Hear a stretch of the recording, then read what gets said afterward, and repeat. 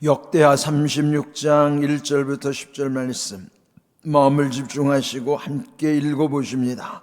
그 땅의 백성이 요시아의 아들 여호야스를 세워 그의 아버지를 대신하여 예루살렘에서 왕으로 삼으니 여호아스가 왕위에 오를 때에 나이가 23세더라.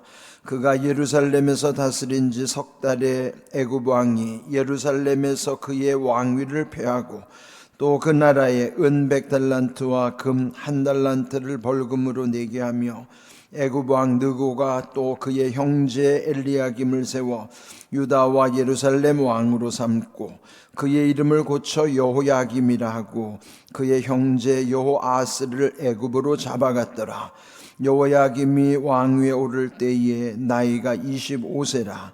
예루살렘에서 11년 동안 다스리며 그의 하나님 여호와 보시기에 악을 행하였더라.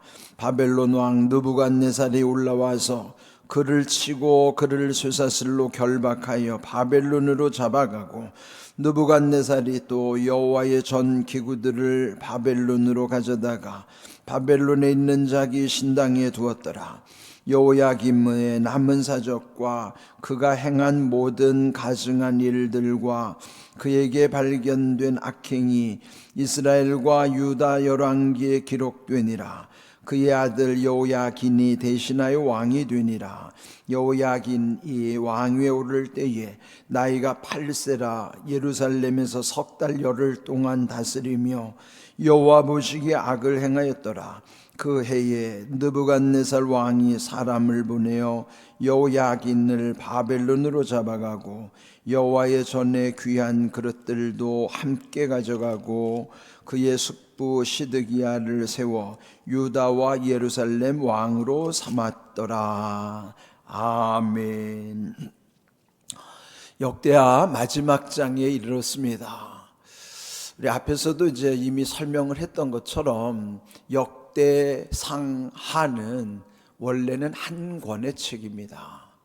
역대상이 29장이었고 지금 여기 역대하가 36장, 도합 65장으로 되어 있어요. 그러면 이 65장이 전체 한 권의 책으로, 또 역대기라는 것이 일종의 역사에 관한 기록이죠. 그런데 이 역사 기록이 물론 앞에서 사무엘 상하, 열왕기 상하, 사실 이것도 상하라는 것은 후대에 나뉘어진 것이지 다 한 권의 책이에요. 사무엘서, 열왕기서, 역대기서 이렇게. 근데 이제 이 역대기서의 조금 특징은 그들이 이미 바벨론으로 포로로 잡혀갔다가, 근데 지금 여기 역사의 내용으로 보면은 분열 왕국, 이제 북쪽은 이스라엘이라는 나라로 남쪽은 유다라는, 북이스라엘과 남유다. 그런데 주전 722년에 먼저 북방에 있는 아수르에 의해서 북왕국 이스라엘이 무너지죠. 그리고 한 134년 후에 주전 586년 이 남유다마저도 그 새로운 신흥 강대국인 바벨론에 의해서 무너지는 거예요. 그래서 이제 바벨론으로 70년 포로 생활을 마치고 폐허가 된 조국으로 돌아왔을 때에 그들이 돌이키면서 역사를 재구성하는 거예요. 그러면서 옛적 하나님께서 다윗 왕에게 주셨던 약속을 중심으로 해서 역대기라고 하는 역사, 그는 남왕국 중심, 남왕국 유다 중심의 20명 왕들을 기록하면서 다시 옛적 다윗 왕국을 회복하는 일. 그럴 때 중요한 것은 왜 그들이 망했는가? 그러면 하나님으로부터 멀어져서 떠났기 때문에, 하나님을 잊어버리고서 잃어버렸던 그 비극의 역사로 인하여 나라가 망했던 것. 나라 망하면 개인도 비참해지는 거죠. 그래서 다시 새롭게 나라를 세우는 일에 있어서 역대기 역사를 재구성하면서 새롭게 이제 정신을 차리고자 이 기록을 하는 거예요. 그런데 이제 우리 앞에서도 20명 왕의 역사를 지난 시간까지는 요시야라고 하는 16번째 왕, 그러면 요시야 16번째 왕이면은 20명 왕 중에 이제 앞으로 뒤에는 4명 남잖아요. 그러니까 이제 이 마지막 36장에서는 그 나머지 4명의 왕들에 대한 내용인데 간략간략하게 끝나는 거예요. 그래서 오늘 우리가 읽은 내 이름을 보면은 요시야의 아들이 이제 왕을 이어받는데 요시야의 넷째 아들인 여호아하스. 그러니까 이 사람도 결국 석 달 만에 이제 애굽으로 잡혀가잖아요. 그리고 또 그의 형이지만은, 그러니까 요시야의 또 다른 아들인 여호야김이 왕이 되는 거예요. 그도 이제 또 바벨론으로 잡혀가죠. 그리고 여호야김의 아들이 여호야긴이에요. 긴. 그도 또 석 달 열흘을 통치하다가 잡혀갑니다. 그리고 마지막 왕이 시드기야예요. 그도 결국은 바벨론으로 눈이 뽑혀서 잡혀갑니다. 그러니까 거의 요시야 16번째 왕이 남유다의 마무리 되는 거예요. 그럼 왜? 그 4명의 왕들은 결국 요시야의 아들들과 여호야긴이라고 하는 사람은 요시야의 손자예요. 그러면은 16번째 왕 겨우 요시야 때가 그래도 그나마 근근히 하나님의 말씀 붙잡고 살아왔지만 그도 결국 비참하게 이제 애국과 전쟁하다가 죽게 되는 것이죠. 그도 마지막에는 하나님의 말씀을 조금 이제 놓쳤죠. 그래서 기도하지 않고 조금 경거망동하다가 죽은 거예요. 그런데 이제 오늘 읽은 말씀이 결국은 그 3명의 왕이 나와요. 17번째, 18번째, 19번째. 그리고 마지막 20번째 왕이 시드기야인데 그건 이제 다음 시간에 볼 것이고.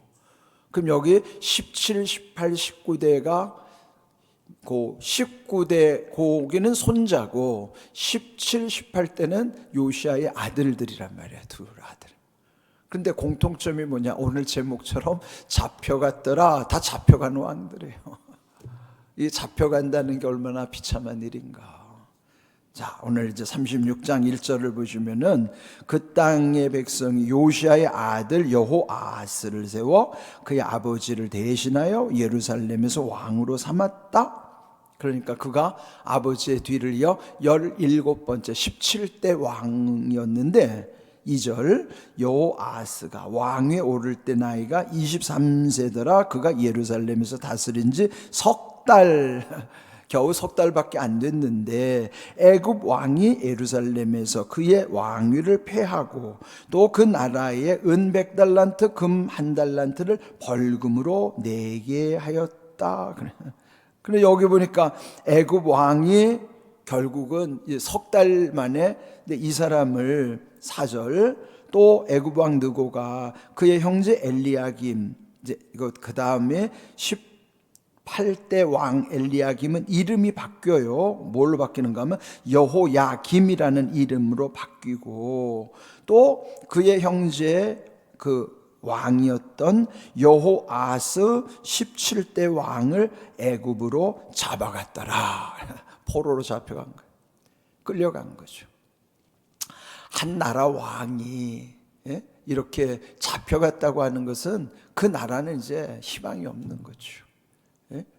그러니까 그 잡혀가면서 그 또 다른 형제인 여호야김이 18번째 왕 18대 왕이 된 거예요. 그러니까 3개월 만에 폐위당하고 그 다음에 그의 형인 여호야김이 왕에 오를 때 나이가 25이라. 그는 11년 동안을 다스렸지만 하나님이 보시기에 악을 행하였다. 그 왜 잡혀가는가 하면 다 하나님 앞에 바르지 않으니까 비참하게 된 겁니다. 그리고 또 이 18대 왕 여호야김은 바벨론 왕 느부갓네살이 올라와서 그를 치고 그를 쇠사슬로 결박하여 바벨론으로 잡아갔다. 그러니까 바벨론이라는 그 신흥 강대국이 아수르를 무너뜨리고, 그리고 이제 이 바벨론이 이제 결국은 이 남유다마저 함락시키는 거예요. 바벨론의 느부갓네살 왕이 결국은 18번째 왕인 여호야김을 이번에는 바벨론으로 포로로 잡아가는 거예요. 직전에 왕이었던 여호아하스는 애굽으로 잡혀갔는데, 그 다음 자기 형 그 18번째 여호야김 왕은 바벨론으로 잡혀갔어요. 자, 왜 이렇게 되는가 하면은 당시에 이 남쪽 강대국은 애굽, 지금으로 말하면 이집트죠. 애굽이고 북쪽의 강대국은 바벨론이에요. 그 사이에 끼어 있는 게 남유다란 말이에요. 그러니까 이 강대국들 사이에 끼어 있는 나라의 운명은 아슬아슬한 거예요. 왜? 이쪽 눈치 저쪽 눈치를 봐야 되는데 왜 애굽으로 잡혀갔겠어요? 이 사람이 바벨론 편을 들으니까 애굽에 잡혀간 것이고, 왜 바벨론으로 잡혀갔었겠어요? 이 사람이 애굽 편을 들다가 잡혀간 거예요. 이게 서로 어느 편을 드느냐에 따라서 애굽 편 들다가 바벨론한테 잡혀가고, 바벨론 편 들다가 애굽에게 잡혀가고, 그런 거예요. 지금 우리나라는요, 그래도 세계 200개가 넘는 국가 중에서 우리가 지금 막강한 이 경제력, 군사력으로 인하여 지금 우리나라는 대단한 나라가 되었지만은 한때 우리나라가 그런 운명이었어요. 왜? 우리 주변에 수많은 강대국들만 있잖아요. 예? 저 북쪽에 중국, 러시아, 일본, 또 그 옆에 미국, 이게 다 우리 강대국인데 우리나라를 자기들이 막 주물러 가지고, 아니 우리 동족 상잔의 비극이 왜 일어났어요? 강대국들의 자기들의 탐욕을 취하려다가 우리나라만 만신창이 된 거 아니에요? 우리가 왜 일본에게 당했고 왜 6.25 전쟁을 겪었습니까? 우리가 힘이 없었기 때문이에요. 그러니까 이런 우리나라처럼 반도 국가, 반도는 뭐예요? 저 대륙에 걸쳐서 이 바다에 연해 있는 이 반도라고 하는 건요, 아주 지정학적 강점과 약점을 다 갖고 있는 거예요. 왜? 약할 때는 만신창이가 되지만 우리가 강하면은 다 기회가 되는 거예요. 다. 그러니까 지금이 바로 그런 거예요. 우리는 지금은 완전히 기회입니다. 함부로 할 수 없는 나라가 됐으니까. 그러니까 이 반도의 위치라는 것이 저 대륙과 이 바다 해양과 다 이게 유리한 거예요, 이거. 그래서 지금 우리나라는 그 강점을 잘 살리고 있는 거예요. 한때는 약점 때문에 만신창이가 됐어요. 그 어떻게 해야 돼요? 정신 차려야죠. 우리가 강해지면은 아무도 넘볼 수 없는 대단한 나라가 되는 거예요. 지금 하나님은 우리나라에 그런 기회를 주신 거예요. 우리가 지금 역사상 이런 나라가 이루어진 거는 처음 겪는 일입니다, 지금. 그러니까 지금 우리나라를 떠올리면 그 당시 이 유다라고 하는 운명이 어떤 건가? 왜 이들이 그렇게 되는가? 정신을 못 차는 거. 왜? 하나님을 떠나니까. 우리도 하나님만, 어려웠던 시절에 우리 조상들은 하나님께만 부르짖었던 거예요. 그 기도가 응답돼 가지고 지금 우리는 이렇게 강대국으로 일어서고 있는 거죠. 이거 얼마나 감사한 일이에요. 기도할 때마다 아주 그냥 얼마나 하나님의 은혜가 감사한지요. 이게 우리 힘이 아니에요. 우리의 선조들의 기도의 응답이고, 정말 이 나라를 통해서 하나님이 쓰시고자 하는 하나님의 섭리 가운데 세워지기 때문에 이루어지는 것이지, 우리가 모자라서 그렇게 한 겁니까? 그래서 항상 겸손해야 된단 말이죠. 그래서 지금 이 남유다가 무너지는 과정이 그런 거예요. 지금 하나님과의 관계를 그들은 무너뜨린 거예요. 그렇게 해서 결국은 여기 보면은 또 9절에도 보면요, 이제는 그 앞에 여호야김이 하나님의 악행을 저질렀고, 그래서 결국은 바벨론으로 잡혀갔는데 그 아들이 여호야긴이에요. 긴. 아버지는 김, 아들은 긴. 그래서 그 아들 여호야긴, 그러니까 요시야 왕으로는 손잡벌이죠. 그가 나이 8살, 그 어린 사람이 뭘 알아요. 그런데 석 달 열흘 100일 동안밖에 못 다스렸는데 하나님 보시기에 악을 행하여 결국 그도 바벨론으로 잡혀갔더라. 그런 거예요. 아버지도 잡혀가고 아들도 잡혀가고 그냥 나라가 완전히 만신창이가 된 거 아니에요. 그러니까 결국 이런 공통점이 뭡니까? 오늘 다 잡혀갔더라 그랬거든요. 그래서 제목을 잡혀갔더라고 쓴 거예요. 예? 여호아하스도 애굽으로 잡혀가고 여호야김 아버지나 여호야긴 아들이나 다 바벨론으로 잡혀갔더라. 우리도 이따 그럼 잡혀간다는 얘기 하잖아요. 예? 우리 주변에서 보면 그 사람 잡혀갔대. 그럴 때는 뭐예요? 그 사람이 뭐 잘못을 했으니까 잡혀갔겠지. 그렇죠. 이들이 왜 잡혀갔어요? 하나님 앞에 잘못해서 잡혀간 거예요. 우리도 보면 이따 보면 잡혀갈 일이 생기면 안 되잖아요. 예? 정말 하나님이 우리를 붙잡고 계셔야지. 하나님이 놓는 순간에 우리는 잡혀가는 일이 많아요. 마귀가 우리를 노리고 있기 때문에 마귀에게 잡혀갈 수도 있고요. 그러면은 세상에도 우리 보면은 하나님이 붙잡지 않으면은 결국은 무너집니다. 하나님이 붙잡으시느냐, 하나님이 놓아서 결국은 잡혀가느냐 말이에요. 놓아버리면 잡혀가는 거예요. 아기가 어릴 때는 아빠나 엄마 손 꼭 붙잡고 가면은 아이는 안전하지만은 손을 놓고 방황하다 보면은 그 아이가 어떻게 될지 몰라요. 하나님과 우리의 관계는 그런 겁니다. 하나님이 나를 붙잡고 계셔야지. 내가 하나님 손을 놓는 순간 나는 어디로 잡혀갈지 몰라요. 이거 두려워해야 되는 거예요. 우리는 그런 존재입니다. 나라의 운명도 그렇고 개인의 삶도 그렇습니다. 하나님이 붙잡고 계시느냐, 그 손을 놓쳐서 결국은 잡혀가느냐, 이게 우리 운명이에요. 우리 삶이에요. 우리나라도 한때 하나님이 놓고 있으니까 잡혀갔던 역사가 있던 것처럼, 그러나 하나님이 붙잡고 계시니까 우리나라가 이렇게 강대해지는 것이, 이게 얼마나 감사한 일이에요. 그는 교회도 가정도 개인도 마찬가지예요. 하나님이 붙잡으셔야 돼요. 하나님의 손을 놓는 순간에 잡혀갑니다. 두려운 사실이에요. 그런데 오늘 이 말씀 속에서 뿐만 아니라 또 우리는 또 다른 성경 말씀 시편 35편 8절을 한번 볼까요? 같이 읽습니다. 멸망의 순식간에 그에게 닥치게 하시며 그가 숨긴 그물에 자기가 잡히게 하시며 멸망 중에 떨어지게 하소서 그랬어요. 자, 여기 보시면은 자기가 숨긴 그물에 자기가 잡히는 거예요. 예? 이게 얼마나 어리석은 물이에요. 자기가 뭘 숨겨둔 그물 속에 자기가 그 그물에 걸려 들어가는 거예요. 이게 뭐예요?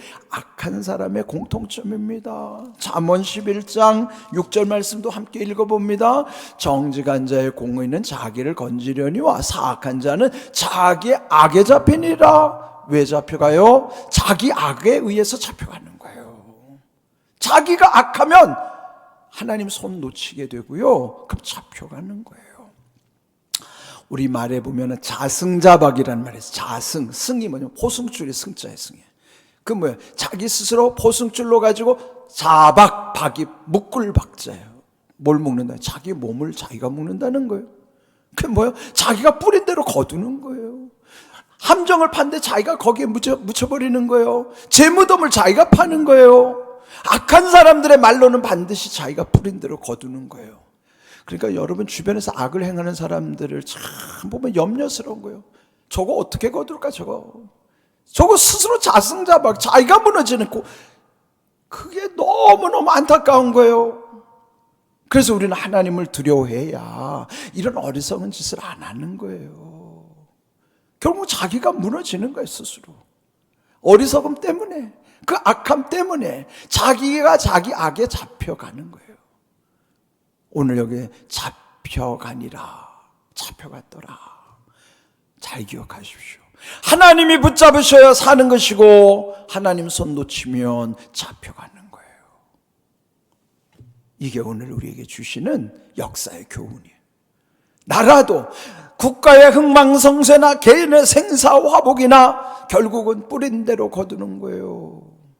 그래서 여러분 함부로 경거망동하면 안 돼요.